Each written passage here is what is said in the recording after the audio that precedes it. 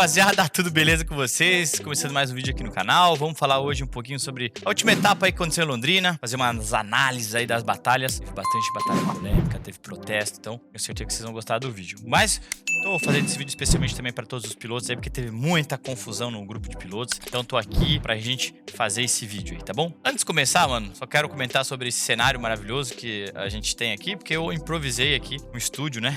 No meu estoque. Da hora, né? Pois é, não tá pronto ainda o estúdio, então improvisei isso aqui, mano. Mas vamos lá. Galera, antes de começar também quero falar pra vocês uma coisa, hein? Olha só, desde 2017 que eu vivo, 100% do meu tempo me dedico ao drift. De lá pra cá eu venho estudando muito, criei muito conteúdo, mas principalmente eu gosto de analisar, eu gosto de assistir drift. E eu consigo, né, obviamente, absorver muita informação. Isso é muito importante quando a gente vai fazer um julgamento, dar uma opinião.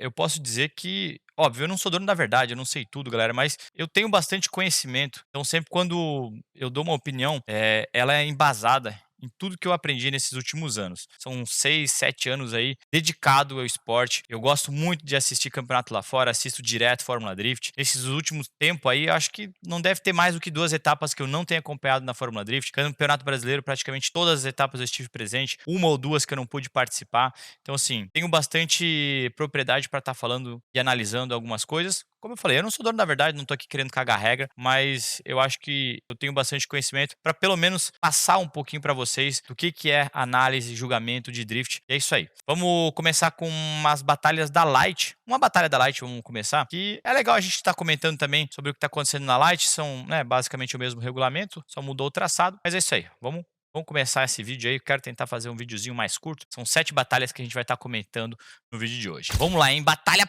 polêmica essa, hein, pessoal?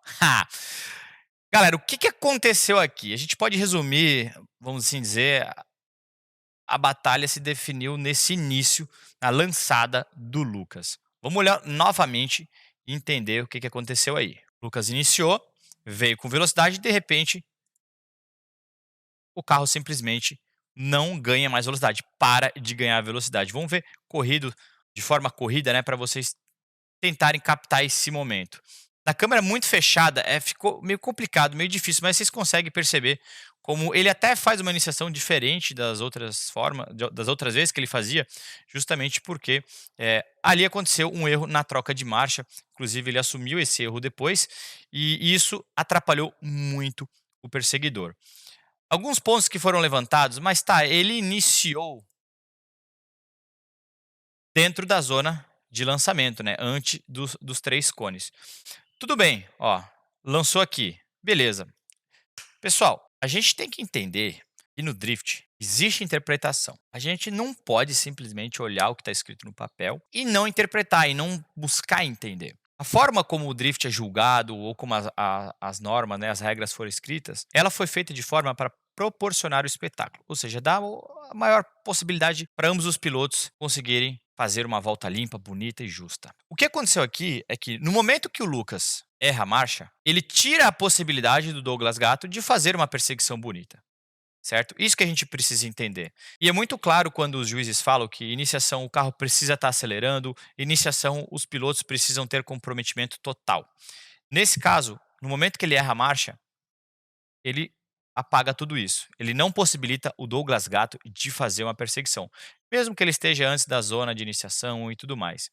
É muito difícil você, como perseguidor, simplesmente ver o carro líder parando, digamos assim, na sua frente, né? Ele simplesmente parou de acelerar. Se a gente colocar isso de um outro olhar e aceitar esse tipo de situação, pode acontecer que muitos pilotos comecem a fazer isso de propósito, entende? Não tô falando que foi o caso do Lucas, a gente sabe que ele errou uma marcha. Mas beleza, tá, ele errou uma marcha, tudo certo, não, ele iniciou antes dos 3 cones. O que vai acontecer? Vai ter gente que vai simplesmente errar a marcha, tirar o pé e, obviamente, vai atrapalhar. Não é isso que a gente quer ver no drift. No drift, a gente quer ver batalhas limpas, batalhas justas, que proporcionem justamente o espetáculo, a perseguição bonita, a liderança bonita. Então, corretíssima a avaliação dos juízes. A gente pode também analisar a outra volta, que contempla, né, a decisão dos juízes, que foi uma volta muito limpa, muito bonita do Douglas Gatto. Ele fez tanto uma liderança quanto uma perseguição muito boa. Obviamente que isso né, foi levado em consideração. Por exemplo, se o Douglas Gatto tivesse muito afastado, muito longe, e essa troca de marcha do Lucas não tivesse afetado a perseguição dele, seria uma situação diferente. Mas como era uma final, o Douglas Gatto estava muito próximo, estava, né, na sede de querer perseguir, não ia deixar espaço, com certeza atrapalhou demais. Vamos analisar novamente aí. Olha só como ele vinha bem próximo, quase que ele dá uma encostadinha, ele tem que tirar o pé. Então, cara, na minha opinião, sem dúvida, julgamento correto, corretíssimo dos juízes aqui. Não tem o que ser questionado. Qualquer juiz de qualquer lugar do mundo teria julgado da mesma forma, tá bom? Bem, vamos analisar a batalha do Matheus Sartori e Gustavo Radical. Foi o desempate, tá? Na minha opinião, foi uma decisão de fácil julgamento. Acredito que não tenha muito questionamento aqui, mas foi uma batalha muito bonita e eu acho que ela merece estar aqui. Na minha opinião, essas batalhas, tanto a que ocasionou no empate, como a do desempate, foram as batalhas mais bonitas de todo o final de semana. Parabéns para os dois pilotos. A gente viu aí uma liderança muito precisa do Gustavinho e, ao mesmo tempo, uma perseguição muito próxima, muito colada do Matheus Sartor. Na minha opinião, a grande diferença dessa batalha foi na perseguição do Gustavinho Radical. As duas lideranças foram muito boas, muito precisas. Vamos ver agora a segunda volta. Gustavinho veio atrás. Ele manteve um pouco mais de distância no início da primeira outside. Com certeza foi um ponto a ser analisado. Essa transição ficou muito estranha do Gustavinho. Ele não chegou a andar reto, mas fez uma transição com pouquíssimo ângulo. Aí ele conseguiu também dar uma distanciada. O Sartor manteve essa distância. Com certeza outro ponto que foi levado em consideração. E aí no finalzinho aí, o Gustavinho se aproximou demais e depois acabou se distanciando um pouquinho. Na minha opinião, o que pecou para o Gustavinho não ter conseguido levar a vitória foi justamente essa perseguição. Quando a gente analisa a batalha lado a lado, para mim fica muito nítido essa diferença. A gente pode ver que o Matheus consegue manter um ângulo muito mais próximo do que o líder, faz as transições um pouco mais fluídas. O Gustavinho, apesar de em alguns momentos estar mais próximo, ele está comendo um pouquinho de linha. E o Matheus Sartor consegue manter a proximidade de forma constante durante toda a volta, sem variações, sem chegar perto, se afastar. Ele consegue fazer isso muito bem. Somente ali no segundo inside que ele deu uma balançadinha, mas sinceramente não acho que tenha sido algo muito grave que poderia, né, tirar a vitória dele. Na minha opinião, corretíssima essa análise aí da batalha do Sartor. Como eu falei, muito bonita. Cara, parabéns para os dois pilotos, sem dúvida. Foram as duas batalhas mais bonitas, ou uma das mais bonitas aí do final de semana. Ó, vamos para a batalha do Juninho e do Lúcio, tá? Essa aqui, a batalha foi muito, muito, muito polêmica e eu analisei com bastante meticulosidade aqui para dar a minha opinião, tá? Inicialmente, quando eu tinha visto essa batalha rapidamente, eu até tinha uma opinião diferente, mas analisando com um pouco mais de cuidado, eu até mudei um pouco, assim, a minha visão. O que a gente pode pontuar aqui? Primeiro, a volta de líder do Lúcio e a de perseguidor do Juninho, na minha opinião, não fiquem bravos, tá, pilotos? Mas foi muito feia. O Juninho se manteve a 4, 5 carros de distância, ficou muito longe. E o Lúcio cometeu alguns erros assim que eu não vi ele cometendo durante todo o resto do final de semana. Vamos olhar de novo. Vamos lá. O Juninho, não sei se ele se atrapalhou, se o carro não lançou direito, mas ele ficou muito longe na perseguição. O Lúcio chegou a utilizar o freio de mão para iniciar. Eu não sei se ele estava com algum problema no carro, não sei. Mas foi bastante estranha essa iniciação. Ele acho que achou que ia bater no muro, tirou o pé, começou a descer muito cedo da primeira outside. Pode ver como ele já está passando aqui no meio da pista. Não era algo que os juízes queriam, eles queriam que passasse durante toda a outside. Ele passou muito por dentro. E isso também começou a atrapalhar demais a perseguição do Juninho, né? Aqui nessa câmera não aparece direito, mas depois a gente vai ver, ele fez uma transição com praticamente nenhum ângulo, galera. Foi muito, muito estranha essa transição. Muito rápida. Parecia que ele estava querendo, digamos assim, despachar o perseguidor. A gente sabe que não é esse o caso, né? Mas, assim, o Lúcio ele tinha todas as condições de fazer uma liderança melhor. O Juninho se atrapalhou no começo, não conseguiu perseguir o Lúcio, ficou com muita distância. Aqui também uma outra transição, um outro ponto que o Lúcio acho que pecou demais na liderança dele. Fez uma transição quadrada, praticamente não pegou ali a última outside zone. E o Juninho ali com bastante dificuldade de perseguir. No meu ponto de vista, a gente tem aqui uma liderança bastante fraca do Lúcio, acabou errando em vários pontos. E o Juninho, justamente por essa distância que ele tomou, ele não tinha qualquer chance de se aproximar. Então aqui, no meu ponto de vista, as 2 voltas aqui, elas ficaram, digamos assim, com uma nota bem baixa. Sabendo disso, agora era o momento que o Juninho tinha que fazer uma liderança perfeita, digamos assim, e o Lúcio, ele também teria que fazer uma perseguição muito agressiva. O Juninho até começou bem fluido ali na parte de cima da primeira outside.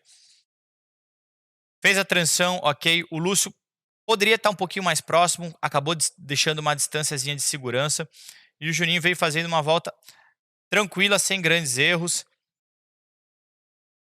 Nessa parte, acho que foi a única onde ele pecou, dropou um pouquinho o pneu para fora. E o Lúcio acabou ali, digamos, se espalhando um pouquinho demais antes do último touch and go. Galera, na minha opinião, eu acho que essa batalha ela teve vários erros de ambos os pilotos e é muito difícil julgar esse tipo de situação. Quando a gente tem que botar na balança essa quantidade de erros, fica muito difícil. Vamos analisar volta a volta, lado a lado, né, as 2 voltas, para a gente entender. Olha a distância que o Juninho deixa na primeira volta, né? Na segunda volta foi uma volta mais tranquila, né? Ambos os pilotos não cometeram tantos erros, a perseguição não foi tão próxima, mas também foi uma perseguição fluida. Na minha opinião aqui, galera, eu acho que é muito difícil dar. Eu não sei, galera. Pra mim, acho que foi a batalha mais difícil de julgar de todas do final de semana. Se eu fosse juiz, eu daria empate para essa batalha, tá? Minha opinião. Colocando na balança todas as voltas, todas as situações, eu acho que merecia um One More Time. A minha opinião. Eu acho que a decisão não foi unânime, tá? Dos juízes. Um juiz votou para a vitória do Lúcio, 2 juízes votaram para a vitória do Juninho. Eu acho que essa seria um resultado justo. Eu vejo a interpretação para a vitória do Juninho, eu consigo também enxergar a interpretação para a vitória do Lúcio. Se a gente colocar mais peso sobre a liderança do Lúcio, a gente daria a vitória para o Juninho. Se a gente coloca mais peso sobre a perseguição do Juninho, a distância, a gente dá a vitória para o Lúcio. Digamos que os erros que o Lúcio cometeu na liderança não prejudicariam o Juninho porque ele estava longe. Então, assim, existe interpretação para todos os resultados, para todos os cenários. Por isso que, na minha opinião, eu como juiz, eu colocaria um empate. Porque eu gostaria de ver uma batalha mais limpa, uma batalha mais justa. Essa é a minha opinião sobre a batalha do Lúcio e do Juninho. Vamos para outra batalha aqui, galera. Mais uma batalha difícil. Essa batalha teve protesto. E já deixo aqui, claro, evidenciar uma questão, né? Vocês estão vendo que eu tento ser o mais imparcial possível. Tava aqui julgando a volta do Juninho, companheiro de equipe. Falei que, na minha opinião, deveria ter sido empate. Agora estou julgando outro companheiro, grande amigo, Dudu. E vocês vão ver que a minha opinião não é muito favorável a ele. Então, é difícil ser imparcial, mas eu tento ser aqui o mais neutro possível na minha visão, colocar a amizade de lado. Essa foi uma decisão que, na minha opinião, foi correta dos juízes. E vamos analisar o que aconteceu aí. Houve uma colisão do carro do do Dudu no carro do Chico Horner. A gente pode analisar, a gente precisa analisar, na verdade, essa zona como um todo. O Dudu ele estava com uma certa distância do carro do Chico, estava aí mais ou menos 2 carros, 1 carro e meio. A gente pode ver que o Dudu ele tá numa linha mais fechada, né? A gente pode analisar isso pelo pneu traseiro, a gente consegue analisar bem isso. O ângulo, não posso dizer que ele estava com muito menos ângulo, até porque é normal na curva o carro de trás estar com menos ângulo, né? Mas é uma percepção justamente do cara estar um pouco mais atrás. Aqui a gente novamente consegue ver que ele está numa linha mais fechada. E aqui a gente consegue ver a questão do ângulo fica um pouco mais evidente. Na minha opinião aqui, nesse momento a gente consegue ver bem. Me parece, né, que o Dudu ele acabou deixando para frear um pouco tarde demais. Talvez ele quis tirar nesse ponto essa distância. Só que eu acho que ele não foi muito feliz no time de frear o carro. Ele continua acelerando e aqui nesse momento, antes da colisão, a gente pode ver como o carro praticamente ele anda reto. Foi muito estranha a colisão, galera. Não consegui entender de fato o que aconteceu. O protesto foi feito justamente nessa situação, onde dizia que o Chico Horner ele freou demasiadamente. Lembrando, aqui era uma zona de desaceleração, tá, pessoal? Aqui os pilotos poderiam frear, inclusive até usar freio de mão. A maioria dos pilotos não estava usando, mas era possível, era permitido. Um leve toque no freio de mão, né? Não frear o carro com muita agressividade. Mas se a gente analisar somente o carro do Chico, vamos isolar da imagem aqui, digamos, mentalmente o carro do Dudu, a gente vê que ele não desacelerou o carro assim de forma brusca, de forma abrupta. Ele vinha com uma linha um pouco mais aberta, inclusive, que era o ideal dar uma espalhadinha para depois alcançar o inside. E na minha opinião foi corretíssima a decisão dos juízes. Eu colocaria a culpa aqui no perseguidor. Depois a gente teve uma batalha onde o Chico foi de perseguidor, o Dudu fez uma excelente liderança. O Chico chegou a cometer alguns errinhos ali, bastante comprometedores, mas nessa situação, pessoal, somente um 0 levaria a um resultado diferente. Como a colisão acabou zerando a volta do Dudu como perseguidor e automaticamente deu essa vantagem para o Chico, somente com um erro completo, né, uma zerada completa do Chico, resultaria num resultado diferente. A gente pode ver que o Chico teve dificuldade de perseguir, deu a distância, poderia ter ficado um pouco mais próximo, mas, na minha opinião, um resultado corretíssimo, a vitória aí do Chico. Já que estamos falando do Chico, vamos falar da batalha dele com o João Barion. Talvez para quem assistiu na live ou estava lá, não se atentou a alguns detalhes, então acho interessante explicar o que aconteceu. Olha lá, primeira batalha, primeira volta da batalha, o João Barion estava de líder, estava fazendo uma volta muito boa, o Chico também estava indo atrás, só que o Chico teve problema com o seu pneu. O pneu simplesmente destalonou ali, passando a última outside, fazendo a transição para o touch and go. Pode ver que ele já está meio longe, meio distante, não aparece na imagem, mas ele rodou e zerou a volta de perseguidor. O Chico pediu 5 minutos, deu aquele time, aquele intervalo, demorou um pouco para ser outra batalha, e aí, quando o Chico foi de líder, o João teve um problema no seu carro, o carro simplesmente apagou. O Chico fez uma volta muito boa de líder, também foi uma volta bem fluida. Só que nesse caso, galera, onde os dois pilotos zeraram as suas voltas de perseguidor, os juízes só conseguem analisar as suas voltas de líder. O que talvez muita gente acabou confundido é porque essa volta apareceu depois. Aí você vê o carro do João apagando, ele não conseguiu andar e depois ele acabou vencendo. Muita gente acha que não entendeu isso. Mas o que aconteceu é que eles julgaram, como eu falei, as voltas isoladamente de líder. Então eles só analisaram o carro do João aqui, como que foi a volta de líder. Na minha opinião, o julgamento foi correto. A volta do João foi uma volta mais limpa, com mais agressividade, mais próximo do muro. Ó, nessa parte ele dropou um pneuzinho um pouco para fora, mas ele acabou sendo bastante agressivo, bem próximo do limite da zona externa. Então, na minha opinião, foi sim uma vitória justa, justamente porque eles compararam liderança com liderança. Agora vamos voltar para a categoria Light. Eu deixei essas duas últimas batalhas para o final, justamente porque aqui também houve coisas muito polêmicas. Inclusive, essa também foi uma batalha onde houve o protesto. O que a gente pode observar aqui já no início, pessoal? O Sobral ele acabou iniciando, ganhou mais velocidade do que o próprio líder e acabou se posicionando numa posição, digamos, infeliz. E ele atrapalhou o líder. Quando a gente analisa a forma como o Lucas estava iniciando, seja no Qualify, seja no treino, seja nas batalhas, a gente pode ver que ele fazia esse flick, esse furikai antes de iniciar. E ficou muito perceptível que aqui, ó, ele não fez justamente para não colidir com o Sobral, porque ele percebeu que o Sobral estava ali numa posição indesejada, né? Então, esse ponto, pessoal, ficou muito evidente e prejudicou aqui a volta do Sobral. Nesse momento aqui, ele já estava com uma desvantagem de perseguidor. Mesmo que ele tivesse feito uma perseguição perfeita, o fato de ele estar posicionado aqui foi um ponto muito negativo para ele. A volta do Lucas foi uma volta de líder muito boa, uma das voltas mais bonitas ali da categoria Light, muito preciso, muito próximo do limite das zonas, fez as transições tranquilamente, passou próximo do inside, veio aí mais o inside muito próximo do limite. E no finalzinho ele acabou espalhando um pouquinho mais, aí ganhou um pouco mais de velocidade do que deveria, e ele acabou passando ali um pouquinho do pneu para fora do touch and go. Quando a gente analisa agora a volta do Sobral, ele também fez uma excelente liderança, com pequenas correções, mas assim, de forma geral, uma volta muito bonita como líder. Vale também evidenciar a volta dele como perseguidor. Na minha opinião, foi uma das voltas que mais surpreendeu de toda a categoria Light. Ele que já anda há bastante tempo, mas está pouco tempo competindo e me surpreendeu bastante. Se a gente analisar, pessoal, somente as voltas, sem aquele detalhe na perseguição do Sobral, que no início ele atrapalhou o Lucas, na minha opinião, a volta de líder e de perseguidor do Lucas, ela foi superior. No detalhe, na diferença mínima, mas ela foi superior. Só que quando a gente coloca esse contraponto em evidência aqui, a vitória ela acaba ficando indiscutível. Para mim, esse aqui foi o ponto que a gente pode dizer, não, realmente a vitória aqui tá clara. O Sobral ele estava numa posição muito ruim, muito ao lado.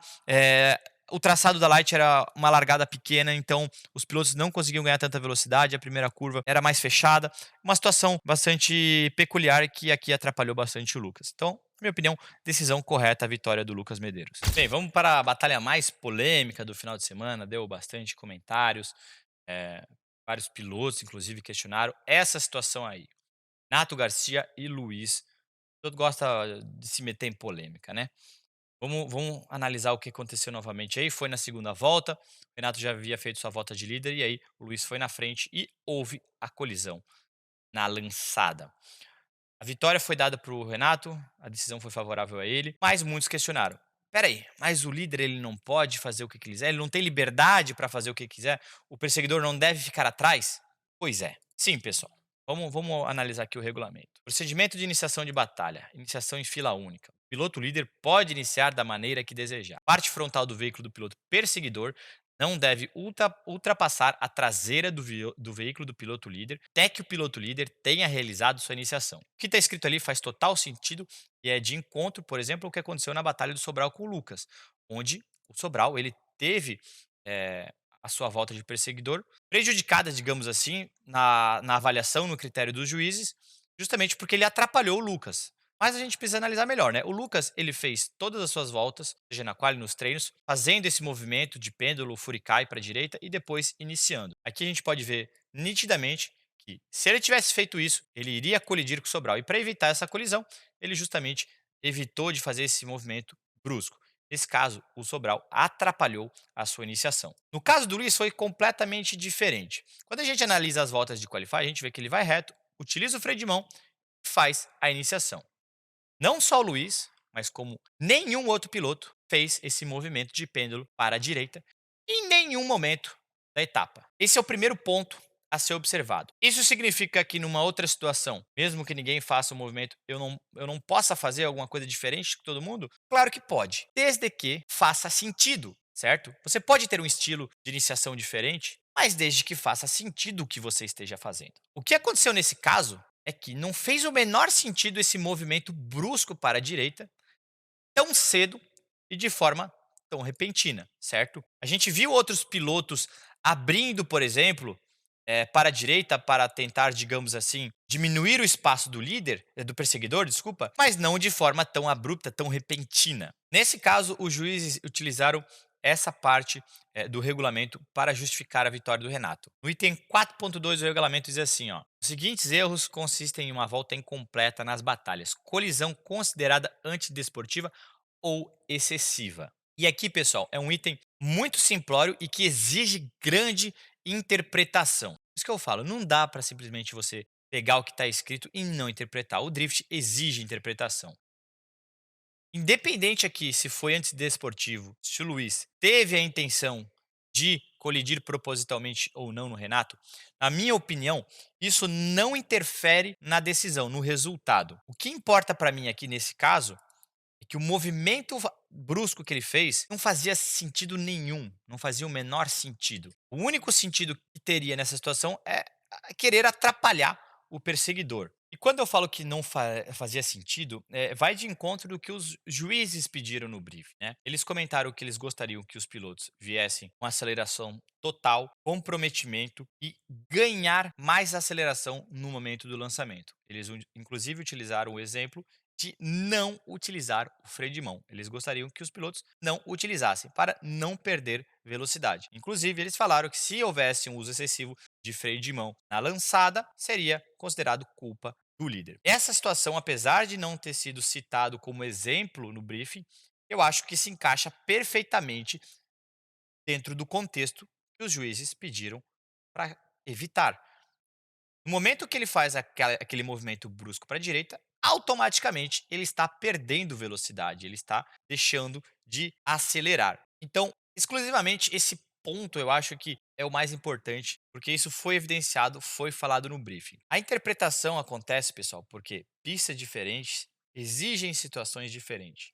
Se isso acontecesse numa outra pista, outra determinada situação, onde, por exemplo, a curva não fosse tão longa, não fosse tão rápida, faria sentido um flick para a direita, um furicai para a direita? Eu concordaria 100% na culpa do Renato, mas exclusivamente nessa pista, analisando todas as voltas de todos os outros pilotos, esse movimento não fez o menor sentido. E na minha opinião, o que eu acho que precisa ser analisado aqui, muito friamente e com muito cuidado, é a seguinte questão: se a vitória fosse dada para o Luiz, né? Se a colisão fosse favorável para o Luiz, seria muito perigoso. Perigoso no sentido que, será que é isso que a gente quer pro drift? É essa situação? Você jogar o seu carro em cima do adversário e beleza, tá tudo certo? É assim que a gente quer ver batalhas sendo definidas? Eu acho que não faz o menor sentido, na minha opinião. Se os juízes decidissem essa vitória em favor do Luiz, abriria um precedente muito perigoso para futuramente o piloto tá ali, percebeu que o perseguidor está um pouquinho à frente, vou jogar o carro em cima dele, mesmo que não faça o menor sentido. Então eu acho que foi muito correta essa decisão dos juízes e mostrou que o que a gente quer é que os pilotos vençam na pista, acelerando de forma bonita, com velocidade, com aproximação, fazendo fumaça. É isso que os juízes querem. Não estou aqui falando que ele fez isso de propósito ou não, não importa. Não tem como a gente saber o que se passa na cabeça do piloto. Não tem. Então a gente só consegue julgar pelo que a gente vê de fora, pelas imagens externas. Aquele movimento não fez sentido, foi muito incoerente com tudo que a gente viu durante todo o final de semana, na minha opinião. Foi corretíssima a decisão. Foi uma decisão que, assim, no meu ponto de vista, aumentou muito o meu respeito com os juízes, tá? Porque foi uma decisão que eu sabia, né? Os juízes sabiam que seria polêmica, seria uma decisão que eles sabiam que eles teriam dor de cabeça. Mesmo assim, eles mantiveram a postura e mantiveram a decisão. Beleza, galera? Então é isso aí, ó. Vídeo sobre a análise das batalhas. Espero que vocês tenham curtido, espero que vocês tenham conseguido entender um pouquinho mais sobre julgamento de drift. E é isso aí. Vou deixar o vídeo por aqui. Valeu!